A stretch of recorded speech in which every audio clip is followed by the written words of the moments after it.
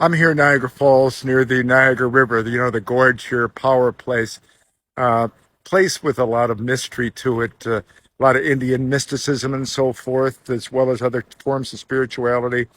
And also, I'm here because this, in December of 1990, was a place where a fella, insist on being anonymous, got this incredible prophecy.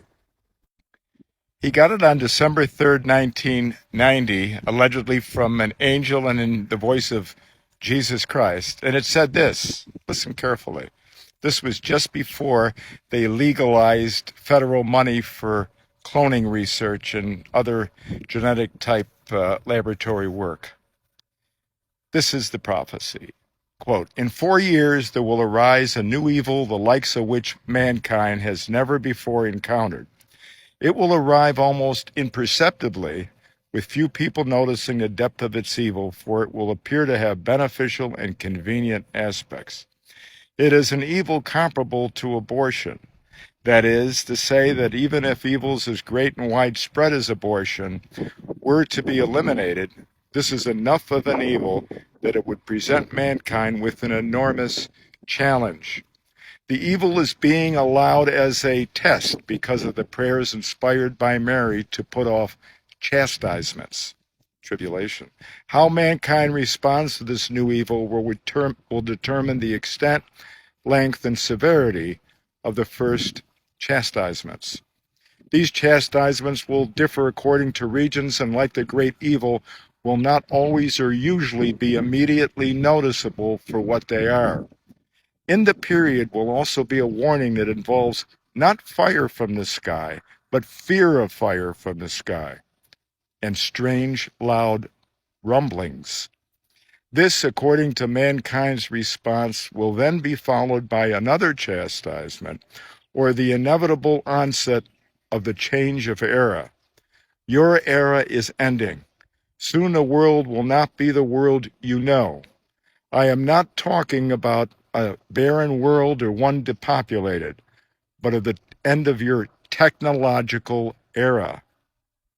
Many inventions of mankind will be broken down, and there will be more a peasant attitude and way of life everywhere. After this breakdown of false society will come persecution of Christians and also a new world order. The Antichrist will be on earth trying to effect the New World Order. Hardly anyone will notice the extent of his influence until afterwards. He will not be of tremendous visibility until he is accomplished.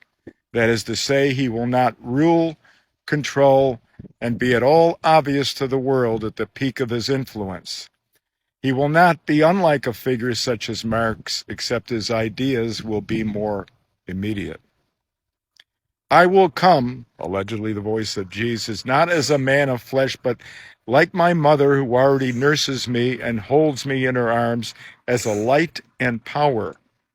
I will manifest myself in a series of supernatural events similar to the apparitions, but much more powerful.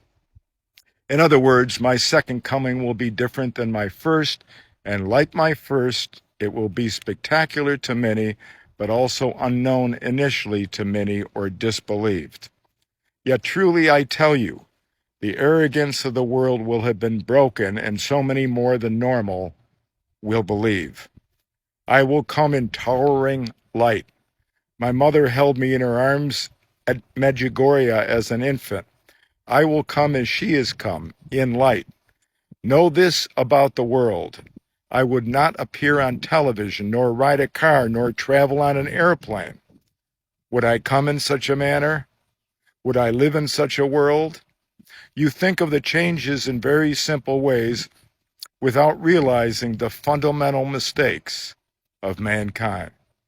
This artifice shall not last. The very artifice of your societies is false and against the accordance of God's will. Your very conceptions of happiness and comforts are a great evil and falsity. They will not stand.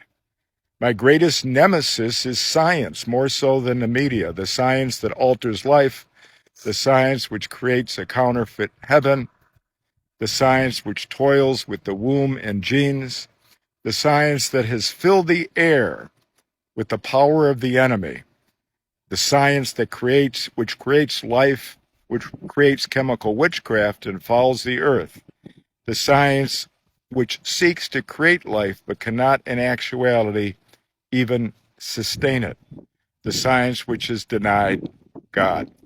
This will fall, and all of its creations with it. The seat of Satan in America is north of San Francisco. New York City is under an evil cloud and will be for 12 years. That was 11 years before 9/11. Do not go there. The pride there will be broken. As for the Antichrist, remember remember Europe and especially Central Europe.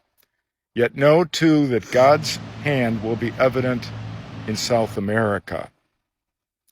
The world will not end, but will change.